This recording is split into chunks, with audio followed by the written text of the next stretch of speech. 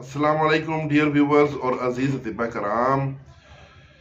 हकीम Narayan Das from रहीम यार खान, इन्होंने लकवा, फालज, रशा और हर किस्म की ब्लॉकेज जिसमें कोरोनरी हार्ट ब्लॉकेज और भी कहीं किसी भी वेनों में ब्लॉकेज हो तो उनके लिए एक बड़ा अक्सरी नुस्खा भेजा है हड़ताल का।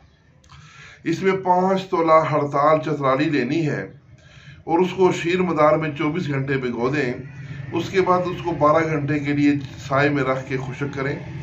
12 घंटे खुश्क करने के बाद फिर 24 घंटे के लिए शीर मदार में भिगो दें और फिर उसको साए में 12 घंटे खुश्क करें। इस तरह ये तर और खुश्क का अमल जो है ये 7 दफा करना है। उसके बाद आपने 1 किलो रेठा लेना है और उसका छिलका आपने पाउडर कर लें और उस पाउडर करने के बाद ये जो शीर मदार था आपके पास उसको तर खुश्क करने वाला जिसमें आपने हड़ताल चतराई डाली थी, वो शीर मदार आप उसमें इतना डालें कि उसका आटा सा गूंद जाए। बहुत पतला नहीं करना, यानी ज्यादा शीर मदार ना मिलाएं, उतना मिलाएं कि वो आटे की तरह उसको आप गूंद सकें। तो वो पेड़ा बना के उस पेड़े के दरमियान में आपने ये चतराली हड़ताल वर्किया रखनी है और उसको आपने 7 किलो की आग देनी है। ये आग जब ठंडी होगी तो निकालेंगे तो ये कुछ लाल और कुछ पीला जर्दी मैल सा ये बरामद होगा।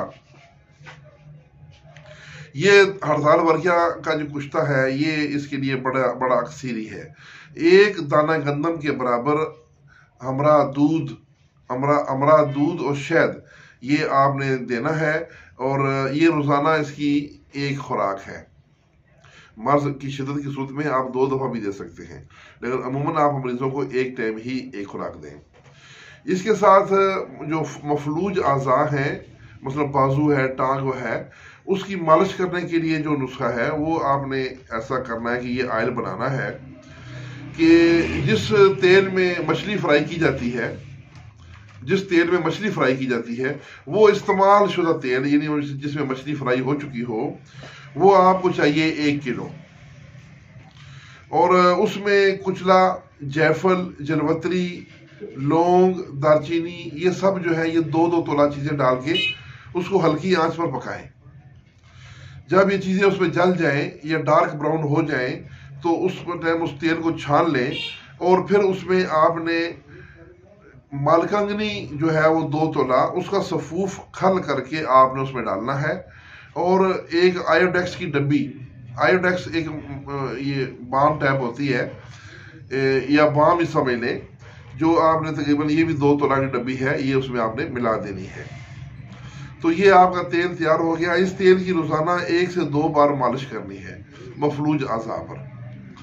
अच्छा, अब ये कुछ हमारे फालज के मरीज ऐसे होते हैं जिनका बीपी हाई होता है, उस वक्त भी हाई होता है, तो अगर उसका बीपी हाई रहता हो तो उसके लिए जो नुस्खा साथ देना है 100 ग्राम मिश्री, 50 ग्राम मीठा सोडा और 10 ग्राम सत लीमू जो ठीकरी की शक्ल में हो, यानी ठोस शक्ल में हो। तो ये आपने इन तीनों चीज़ों को खरल करके इसकी मिकदार खुराक 500 मिली से लेके 1 ग्राम तक है, ये भी सुबह शाम दें तो इंशाल्लाह उससे बीपी भी हाई नहीं होगा और फालिज का जो असरात है वो भी ख़त्म होते जाएंगे और बहुत तेज़ी से इंशाल्लाह उसको रिजल्ट मिलेगा।